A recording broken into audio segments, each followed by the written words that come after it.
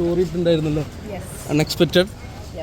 കാരണം അൺഎക്സ്പെക്റ്റഡ് ആയിരുന്നു, non deserving ആയിരുന്നു, നമുക്ക് ആർക്കും ആക്സെപ്റ്റ് ചെയ്യാൻ പറ്റാത്തൊരു കാര്യമാണ്.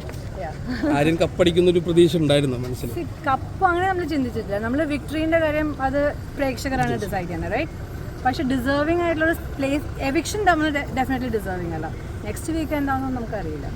ഏതെങ്കിലും ആരുടെ പ്രിയാറാണ് ഇതിൻ്റെ പിറകിൽ എന്നുള്ള തോന്നുന്നുണ്ടോ? ചോദിച്ച ചോദ്യം മുന്നേ പറഞ്ഞിട്ടില്ല. അല്ല ഒന്ന് ഇതിനുള്ള ഉത്തരം നമ്മളും വെയിറ്റ് ചെയ്തിട്ടിരിക്കുകയാണ്. അല്ല, ഏതൊരു എപ്പിസോഡ് വരുമ്പോഴും ആര്യൻ്റെ ഒരു കോണ്ടന്റ് എപ്പോഴും നമ്മൾ എടുത്ത് കാണിക്കുന്നത് അല്ലെങ്കിൽ കാണുന്നതുമാണ്, ഏത് ദിവസമായാലും പോലെ. പക്ഷെ ഈ പറഞ്ഞ വ്യക്തികളുടെ ഒന്നും നമ്മൾ കാണാറുമില്ല, ഒന്നുമില്ല. അപ്പൊ എങ്ങനെയാണ് ആളുകൾക്ക് സംശയമാണ്? ബിഗ് ബോസിന് ഇപ്പൊ Aryan is a life of big boss house. Aryan ഉള്ളപ്പോൾ കണ്ടന്റ് ലൈവ്ലി നമുക്ക് എല്ലാവർക്കും കാണുമ്പോൾ തോന്നുന്നു ആ കണ്ടന്റ്. ചിലപ്പോൾ ബിഗ് ബോസ് ഹൗസിനകത്ത് മതിയായിട്ടുണ്ടാവും. അത് ആര്യന് വന്നപ്പോൾ മുതലുള്ള എപ്പിസോഡിലൊക്കെ ആര്യന് ഒരു പക്വത ഇല്ലാത്തൊരു കുട്ടി എന്നുള്ള രീതിയിലാണ് കളിയത്. അവന് 23 വയസ്സായിട്ട്. അതെ, പക്ഷെ ഇപ്പോൾ ഉള്ള അവസ്ഥ വേറെ. ആളെ ഇഷ്ടപ്പെട്ടു.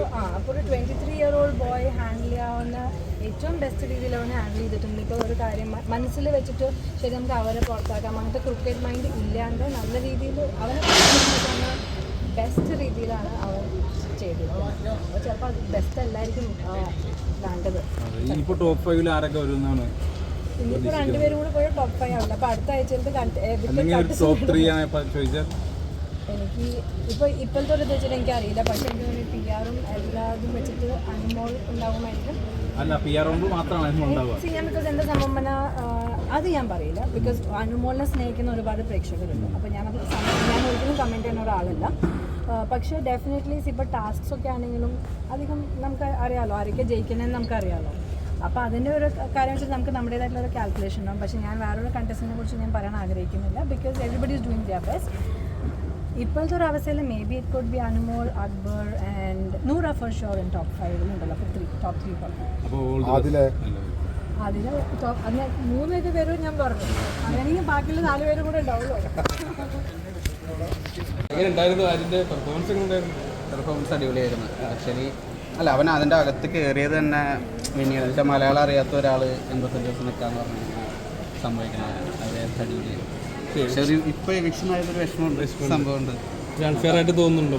അൺഫെയർ അല്ല, എനിക്കെന്താ അൺഫെയർ ആയിട്ട് ഉറപ്പല്ലേ. അവന് ആകെ കൂടി ഒരു ഗെയിം കളിക്കുന്ന ആൾക്കാർ ആ മാത്രമേ ഉള്ളൂ. ആർക്കെങ്കിലും എതിരെ കളിച്ചുകൊണ്ട് ആളെ പുറത്തായി തോന്നുന്നുണ്ടോ? അങ്ങനെ എന്തെങ്കിലും ഒരു ഫീൽ?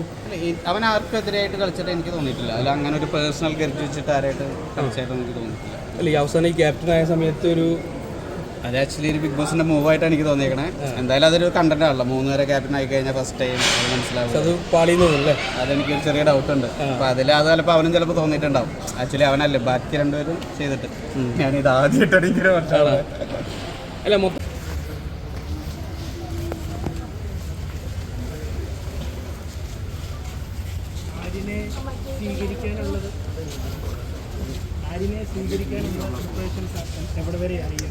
അത് നിങ്ങൾ കാണണം.